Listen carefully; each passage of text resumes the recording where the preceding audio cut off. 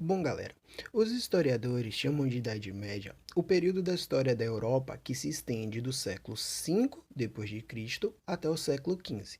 Longo período em que a maneira de homens e mulheres viverem era muito diferente da de hoje. Basta você pensar que milhares de pessoas passaram a existência inteira durante a Idade Média sem jamais terem utilizado dinheiro ou visitado uma cidade, por exemplo.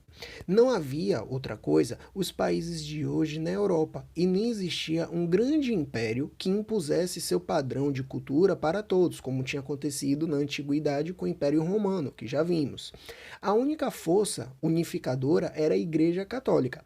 Porém, a Igreja Católica ela só predominava na Europa Ocidental.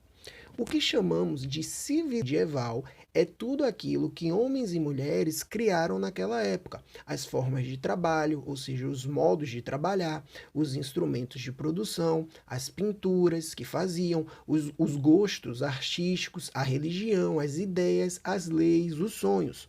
A civilização medieval, é óbvio, ela não surgiu do nada. Ela é o resultado do encontro, do conflito e da colaboração entre a civilização greco-romana antiga, a civilização bárbara dos diversos povos bárbaros e o cristianismo. Marcamos o início da Idade Média a partir da data da queda de Roma, como a gente tinha visto na última aula, mas isso é apenas um marco. A vida de milhões de europeus não mudou de um dia para o outro, não é mesmo? Ninguém abriu a janela, por exemplo, de casa de manhã e exclamou: "Poxa, está tudo muito diferente de ontem. Acho que de madrugada nós entramos na Idade Média." Não é bem por aí. Como dissemos, a nova sociedade era uma combinação entre a civilização romana com a civilização bárbara germana. Muita coisa romana foi preservada além das propriedades dos nobres. Documentos oficiais e livros eram escritos em latim. Algumas obras dos filósofos gregos e escritores romanos continuaram sendo estudadas pelo clero. O clero são os membros da Igreja Católica. Os idiomas falados hoje na Europa herdaram muita coisa das línguas faladas pelos diversos povos bárbaros.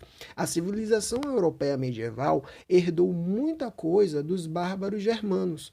Alguns exemplos para você ter uma ideia: técnicas de atrelamento de cavalo, o uso extensivo do moinho d'água, as leis baseadas nos costumes, ou seja, ao invés de você ter a lei escrita, isso pode, isso não pode, a lei durante a Idade Média, durante o período medieval, era baseado no costume, ou seja, nas práticas que existiam ali, não necessariamente estando escritas, beleza?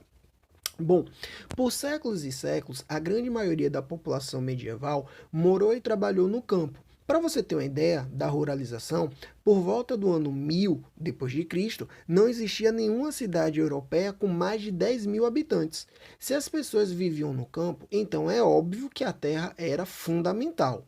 A maior parte das terras pertencia ou era controlada pelos nobres. O resto da sociedade, ou seja, a multidão de homens e mulheres pobres, eram obrigados a trabalhar para esses nobres.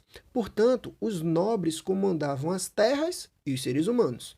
A vida econômica já representava características muito específicas do que nós chamamos de feudalismo. Então vamos lá.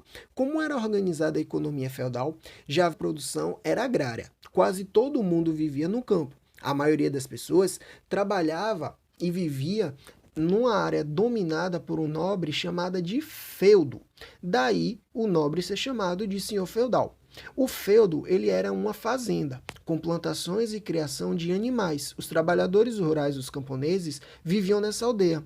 O trabalho era feito principalmente por esses camponeses ou servos. Os servos não eram escravos, beleza? Não podiam ser vendidos como mercadorias, nem eram forçados a trabalhar o tempo inteiro para o senhor feudal.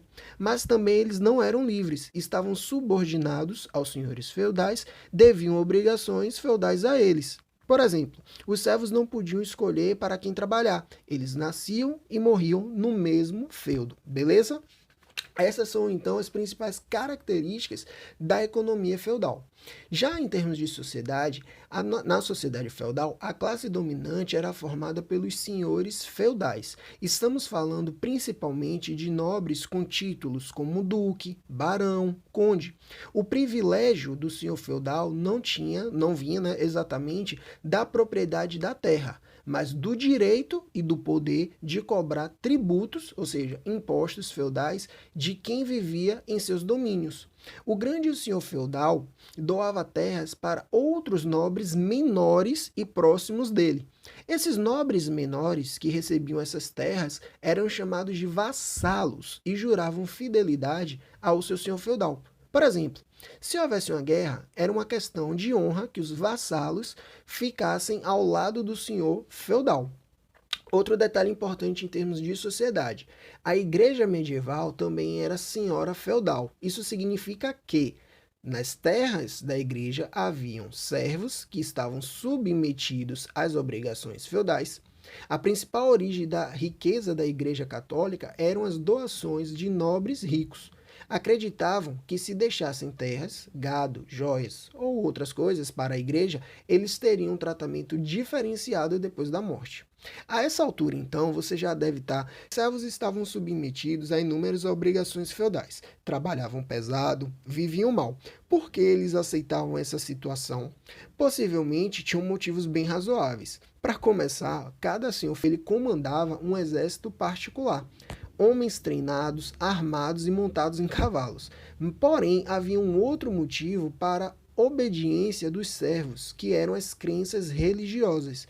Não eram poucos os que imaginavam que o mundo e a sociedade seguiam a ordem ditada por Deus. Por exemplo, desobedecer e tentar mudar a vida seria parecido com uma atitude de pecado.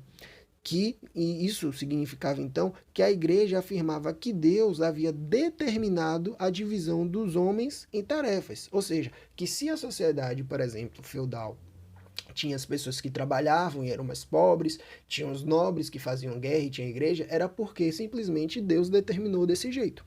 Em resumo, podemos dizer que os servos não se revoltavam por medo da espada e da cruz, beleza? Então essas são uma das principais características da sociedade feudal nesse sentido de sua divisão.